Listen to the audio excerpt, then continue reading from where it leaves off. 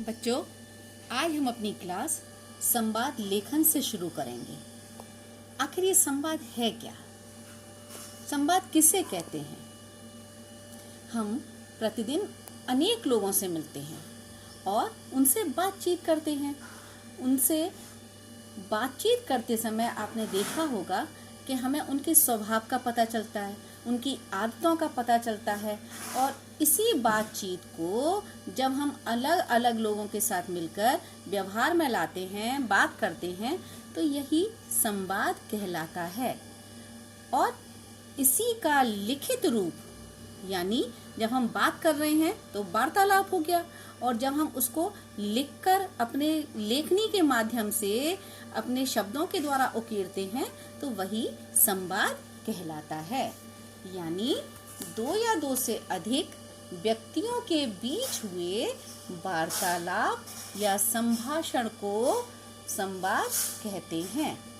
जैसे अपने जीवन में मनुष्य एक दूसरे के साथ किसी न किसी विषय पर अथवा अपनी समस्या पर बात करता रहता है। विषय अच्छे भी होते हैं, विषय रोचक भी होते हैं और विषय से ही हम दूसरे के मित्र बन पाते हैं। संवाद शब्द देखा जाए तो बाद मूल शब्द में उपसर्ग लगाने से बनता है, जिसका अर्थ है वार्तालाप या बातचीत, जैसा कि मैंने अपने विषय को शुरू करते समय कहा था। यानी दो व्यक्तियों के बीच किसी विषय पर हुई बातचीत को ही हम संवाद कहते हैं। अच्छा, आपने पहले भी पढ़ा कि भाषा के दो रूप होते हैं, एक होता है मौखिक और दूसरा होता है लिखित। मौखिक यानी जिसमें हम बोल चाल की भाषा प्रयोग करते हैं, अर्थात बोलकर अपने विचारों को व्यक्त करते हैं।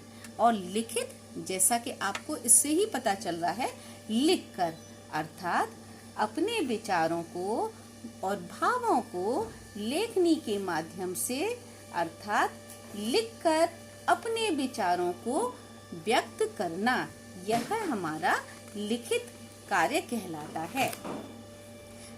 और जब हम दो लोग आपस में बात करते हैं तो चाहे वो काल्पनिक चरित्र हो या कोई भी, हम जब उसको लिखकर अपने शब्दों के माध्यम से प्रकट करते हैं तो वो हमारा लिखित कार्य कहलाता है। संवाद लेखन से ही हमें किसी विषय को हम भली भांति समझ सकते हैं या समझा सकते हैं। आपको पता है, जैसे बोलना एक कला होती है, उसी तरह से संवाद लेखन भी एक कला होती है।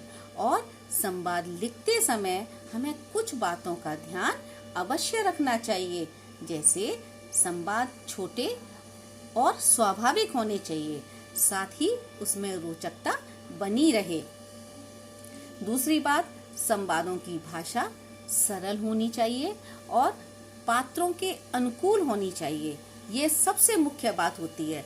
क्यों? क्योंकि अगर पात्र के अनुकूल नहीं होगी तो वो अरुचिकर लगने लगेगा, उसमें हमारा ध्यान नहीं लगेगा या उसके प्रति हमारा इंटरेस्ट डेवलप नहीं होगा, यानी हम उसमें रुचि नहीं लेंगे। दूसरी बात, जब भाषा संक्षिप्त और प्रभावशाली हो, और अगर मुहावरेदार भाषा है तो वो भी अपने आप में रोचक लगने लगती है। कई लोग लंबे लंबे संवाद लिखते हैं। ऐसे संवाद पढ़ने वाले को कभी भी अच्छे नहीं लगते, अरुचिकर लगते हैं और उसका ध्यान अपनी ओर नहीं खींच पाते हैं। संवाद में औपचारिकता व रूखापन कभी भी नहीं होना चाहिए। और सबसे मुख्य बात जो है वो ये है कि एक तो इसमें कठिन या अप्रचलित शब्दों का कभी भी प्रयोग नहीं करना चाहिए। अगर शब्द कठिन है तो हम उसके अर्थ को ही नहीं समझ पाएंगे, तो उसकी गूढ़ता या गहराई की ओर हमारा ध्यान नहीं जाएगा। दूसरी बात, संवाद लिखते समय उपयुक्त विराम चिन्हों का उचित स्थान पर प्रयोग अवश्य करना चाहिए। तो इस प्रकार से जब भी हम संवाद लेखन करें या संवाद लेखन करते हैं तो हमें ऊपर बताई गई बातों का ध्यान अवश्य रखना चाहिए, तभी ताकि हमारा लेखन कार्य प्रभावशाली बने, रोचक बने और हमारे संवादों में रोचकता और सरसता बनी रहे। धन्यवाद।